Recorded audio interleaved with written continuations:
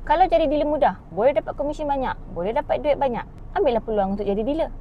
Datanglah training yang ada. Boleh buat konten macam saya ni, share tentang ilmu emas dan kewangan, sertai event fizikal dan sertai juga event online, supaya kita sampaikan ilmu yang betul kepada penyimpan emas. Bagi yang belum tahu, insentif yang dibayar oleh Public Gold sekitar 1 ke 2% mengikut pangkat masing-masing.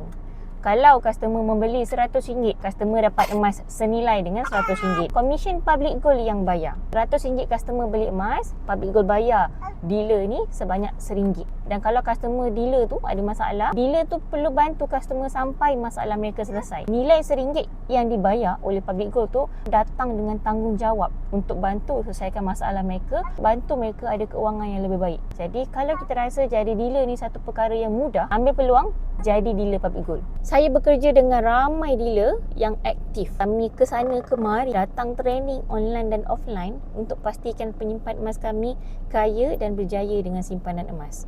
Bukan semata-mata beli emas, lepas tu tak tahu nak buat apa dengan emas yang ada. Jadi dealer ni memang mudah, tapi tak boleh nak ambil mudah. Sebab setiap seorang tu datang dengan impian yang besar. Mereka simpan emas bukan saja-saja nak simpan emas.